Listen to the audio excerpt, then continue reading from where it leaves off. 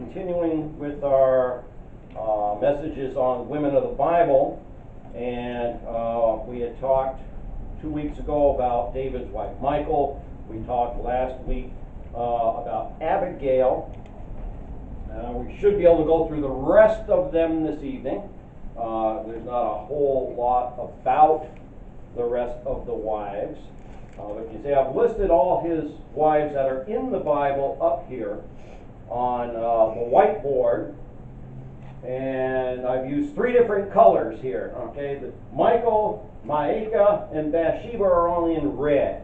Okay, because they were trouble. Okay, Abigail, Ahinoam, Haggeth, you notice got a little red star there, and that's because her son Adonijah tried to take the throne after Absalom. Abital, Egla, that BH together is pronounced like a V, Ivar. Then there's Bathsheba, and you know there's a blue star though next to Bathsheba. That's because Solomon did become the king. All right, and then Abishag, the bottom, David never knew her, so I've got her there separately in that respect. So we're going to start with Ahinoam, the Jezreelitess. All right. Ahinoam, her name means sibling of pleasantness. So apparently her brothers and sisters were rotten. I don't know. Sibling of pleasantness. Okay. Now, she gives birth to David's first son, who is Amnon. I suppose I probably should have put a little red thing there next to Ahinoam too, because the son that she has, Amnon, is the one who raped his sister Tamar. Yeah. On that. So you want to make that little note on that one. The next one, I mean, really, that's all there is. That's all I can give you about that wife and the things there. Maacah. Maacah is the daughter of Talmai, the king of Geshur. Okay, this is an Ammonite. All right, Jews and the Ammonites aren't supposed to mix.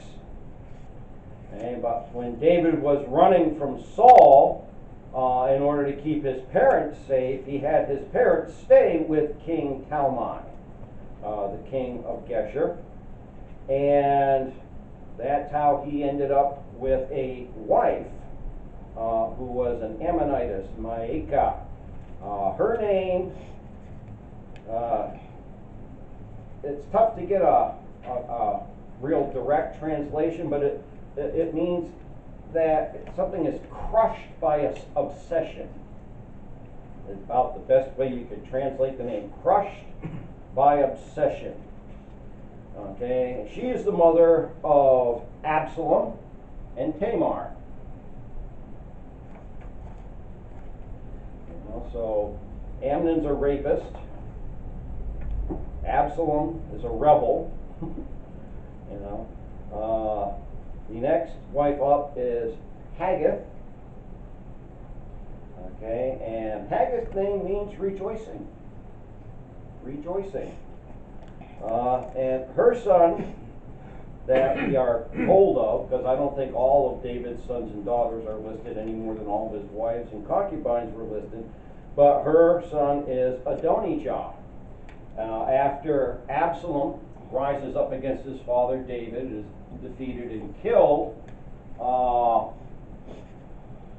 when David is very old, not too long before he dies, Adonijah decides for himself that he is going to be the king. And so he kind of like self-declares himself as David's heir to the throne. And David didn't know what was going on.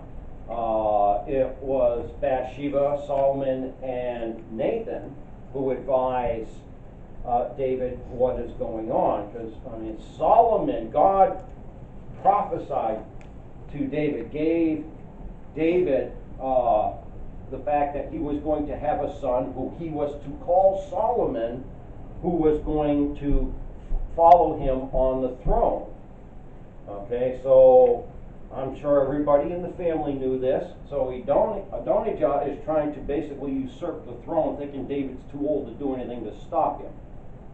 So before that happens, David does put Solomon on the throne, and Adonijah comes to Solomon afterward begging forgiveness, and Solomon forgives him, but he keeps his eye on him. And he goes to Bathsheba, asking Bathsheba to go to Solomon, her son, and ask him to give Abishag to him as his wife. Well, Solomon knows, again, what he's trying to do is usurp the throne through this, because she was considered a wife of King David. So he has him put to death. And we got another rebel. Not doing so well so far with kids. Abital, her name means my father is as the dew. I have no idea why they named her my father is as the dew. That is what her name means. And again, not a whole lot said about her, except we know that her son, listed in the scriptures, is Shephatiah. Shephatiah, Shephatiah. And not a whole lot said about him. All David's sons were given some sort of office of importance within his kingdom, and many of them continued in those positions under their brother Solomon. The next wife is Egla. Egla means young heifer. Young heifer? Young heifer. Right. That is the name. Again, have no idea. I'm sure it wasn't meant as a negative to her, but that is the name that's what it means in the Hebrew, is young heifer. Her son is Ithream, Ithream. Again, really nothing in the scriptures about them.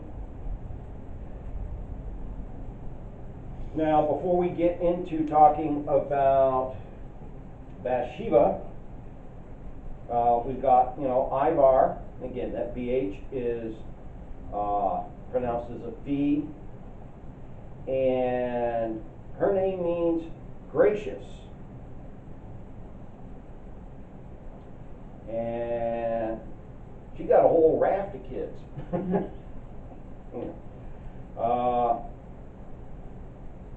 We have Elisha, which means God hears me. Eliphalet. If you want me to spell them, tell me. Okay, Elishama, Elishama, God hears me. The Eli, okay, God the Father. Eliphalet, Eliphelet, is God delivers me. The next is Noga, N-O, and you pronounce that O, N-O-G-A-H, Noga, which means brightness.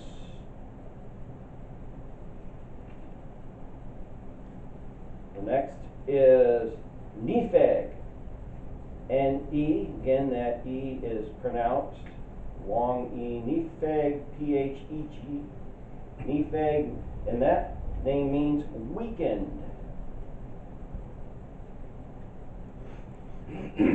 Japhiah, okay, is J-A-P-H-I-A, means enlightening.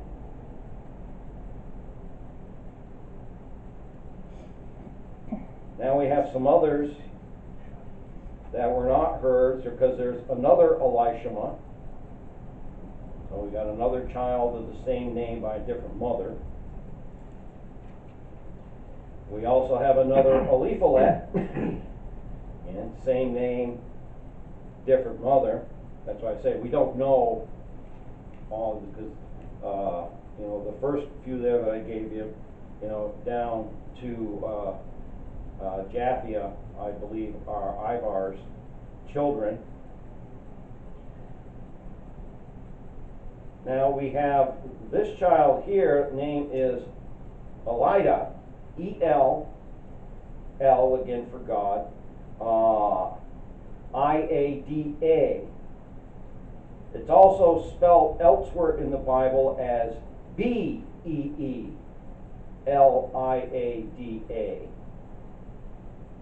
Beelida, or Elida. The name essentially translates out to mean an open idol, or to be idolized.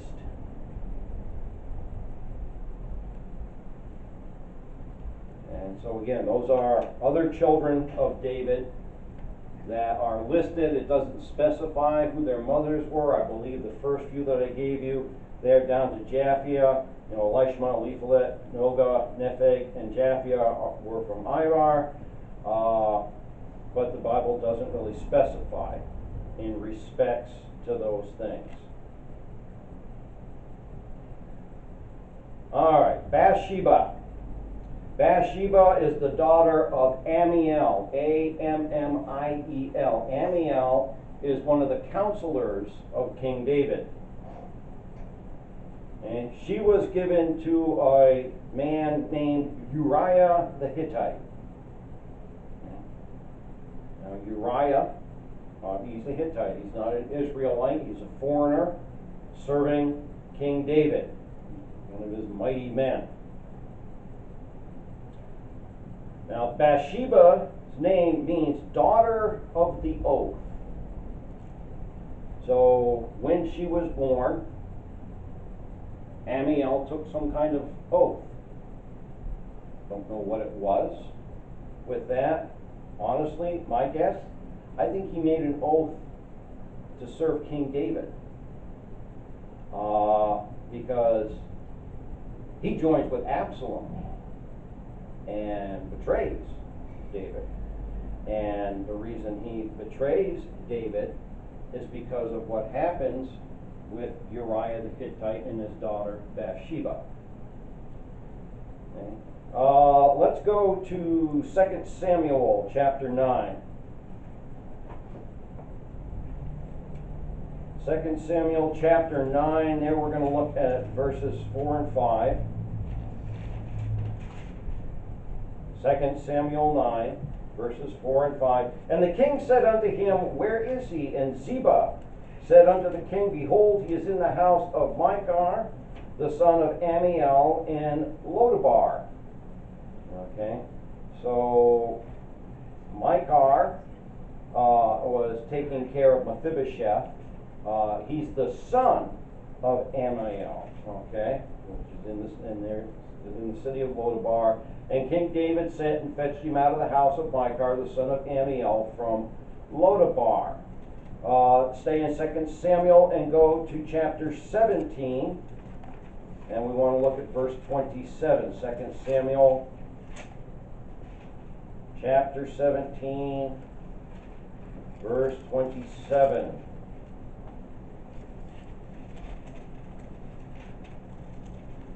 And here it says, And it came to pass, when David was come to Mahanaim, that Shobai, the son of Nahash, of Reba, of the children of Ammon, and Machir, the son of Ammiel of Lodabar, and Barzillai of Gilead, of Rogelim, and it goes on, brought beds and basins and earthen vessels. And so this is when David's fleeing from Absalom.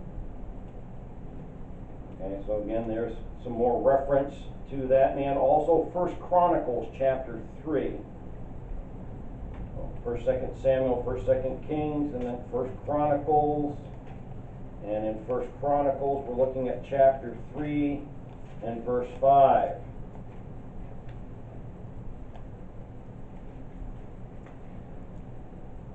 And these were born unto him, referencing David, in Jerusalem, Shemiah, and Shobab, and Nathan, and Solomon 4, of Bathsheba, the daughter of Amiel. So there her name is spelled Bathsheba instead of Bathsheba. Okay.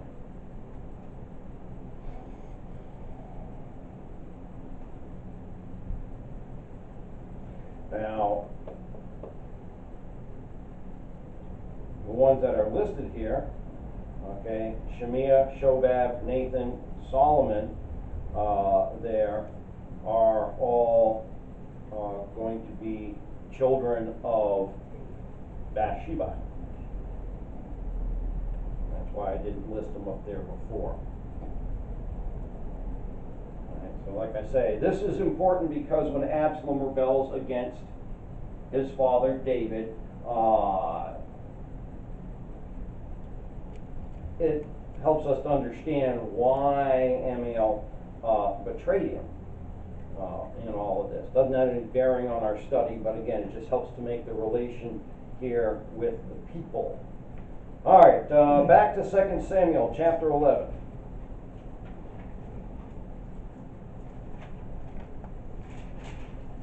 Second Samuel chapter 11, verses 1 through 4.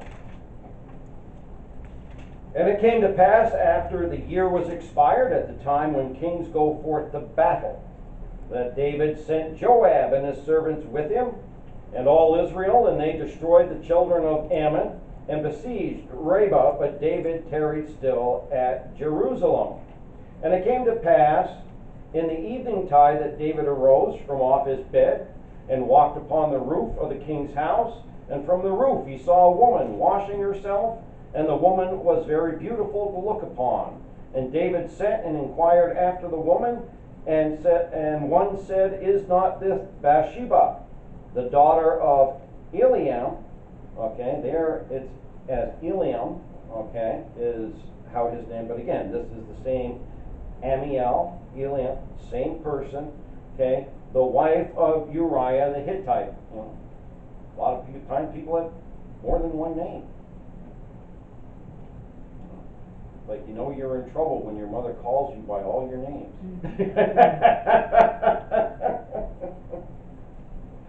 And because coming up as a Catholic, I had 3 names, you know, and if my mother said Jeffrey, William, Michael, it's like, oh, you knew you were in trouble. All right, now we know the story well, but you know, here David's not behaving like a king. Okay. David's not, okay, David wants to go back to the simplicity of life that he had when he was a shepherd out in the field. And or even for that matter, even though he was running for his life, when he was essentially a free man running from Saul in the wilderness, you know. And, you know, he's supposed to be the king. It's time when the kings go out to battle. Instead of going out to battle, he sends Joab off to battle. He's been in bed sleeping all day, the lazy bum. He gets up in the evening, you know, and goes out walking around his veranda, and he sees Bathsheba outside on her rooftop taking a bath. Okay, not something that a truly virtuous woman is going to do. Okay, you know, I mean, if she were up on the rooftop and it had screens or something set up, you know, but she's up there, you know, and I mean, come on, you can't tell me she didn't know that there were buildings that were higher than hers. All right, so,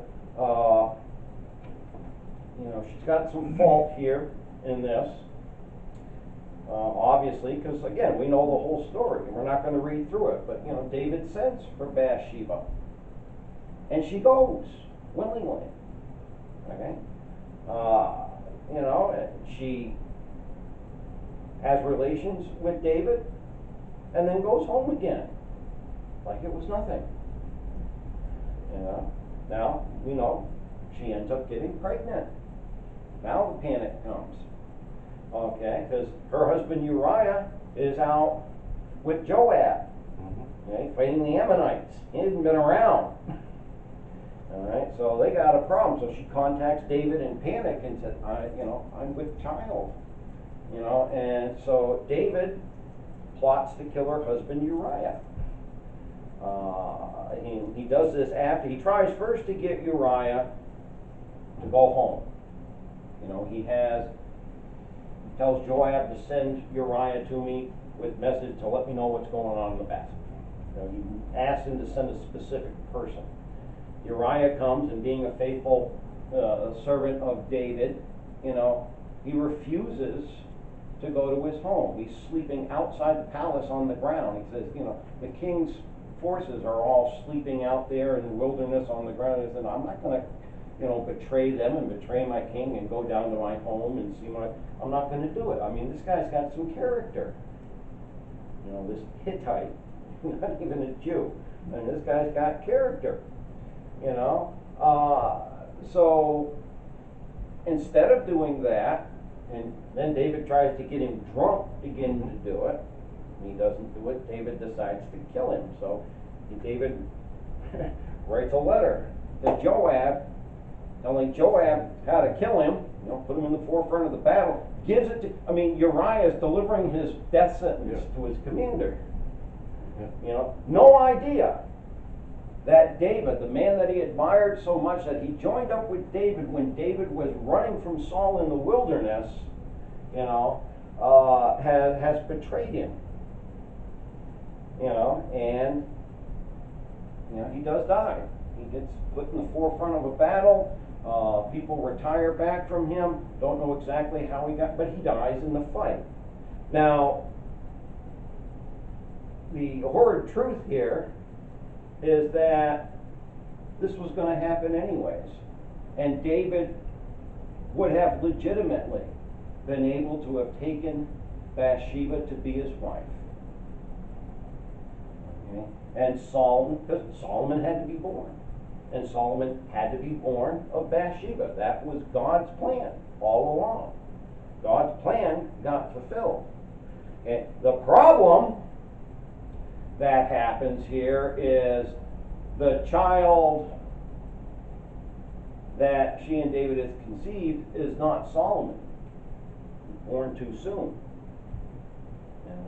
And so this child dies. This child dies as part of God's judgment against David. Okay? God forgives it. God says very plainly, I've forgiven your sin.